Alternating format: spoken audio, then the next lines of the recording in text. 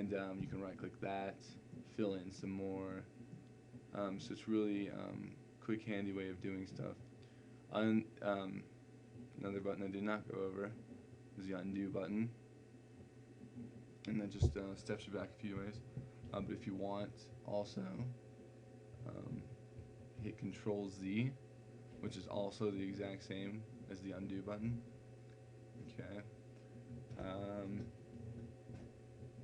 So let me go over these three buttons in just 1 minute. There's a little bit more complicated buttons, so I'm not going to tackle those until you've had a pretty good knowledge about the game.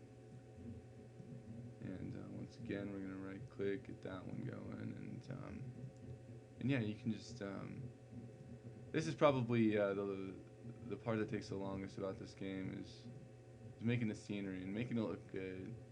Because when people walk around and start playing a game and it's just boring and nothing's made well, you might have a great storyline, but people aren't even gonna want to play that. You gotta make sure most of the elements of your game are good, and so that looks like a pretty basic forest, and there's no real mistakes except for the ones I missed down here. But now they're fixed. So basically, yeah. So it's okay now. And then you can add, whatever you want, like rocks. I don't know why there's rocks there. Maybe somebody cut down part of the forest. You gotta save it or something, like from the evil axe murderers and tree killers. And, this makes me sick, but flowers, got all this stuff. And in case you didn't know, these little tabs right here, this picture is called your tile set. So each little square is called a tile. It's pretty self-explanatory. And each one has 4 different layers.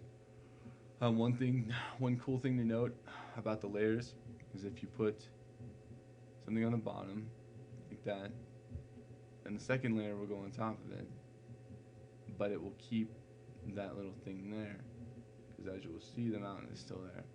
I'm not sure how far this goes. Right. So any layer past that, I'm pretty sure just erases it. But the first layer goes underneath just about anything, any of the other layers. So you can just put stuff on top of that. So that's one cool thing that you're going to be wanting to use a lot. That's one cool element of the RPG Maker.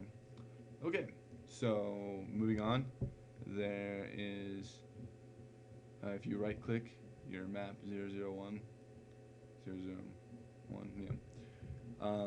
you'll notice a whole bunch of options pop up.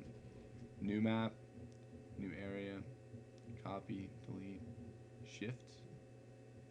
So you can shift the order of them. Generate dungeon.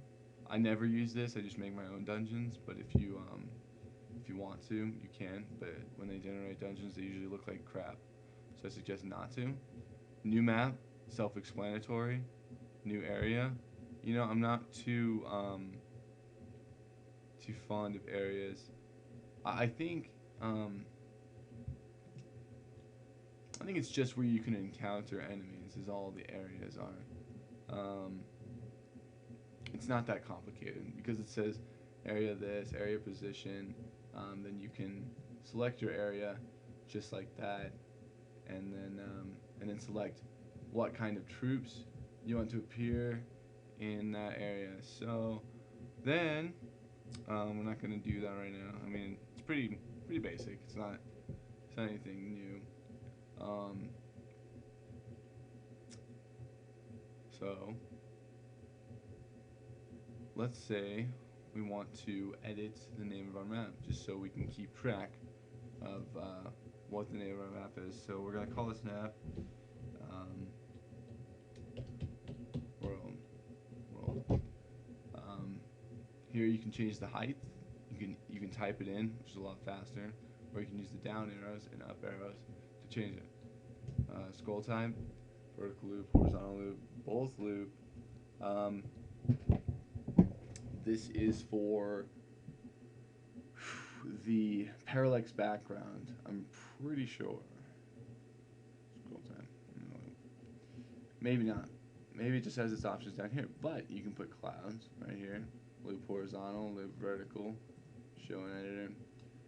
And that's going to make it give your game a little bit more of a real look to it and a little bit more detailed look to it.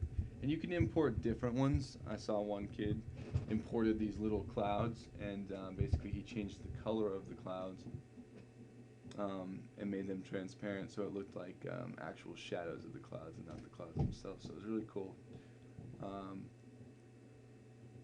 You could have a background music for each different one of your worlds that you want to, so you can pick from a variety. And background sounds, which are sounds that loop, like, you know, the sounds of a forest or the sounds of like a river. You can hear that. But, you know, so you get the idea. And disable dashing. I believe that is escaping from battle.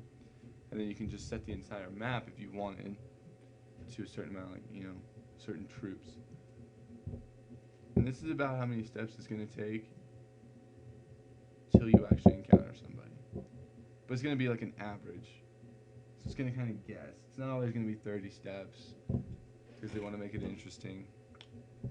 So that's that. And, sorry, I'm tired. So that's all that. If you want to generate a dungeon, you're just going to have to pick like a couple little whatever you want, and you know, I'd rather just let you figure that one out. It doesn't take more than a few seconds. So alright,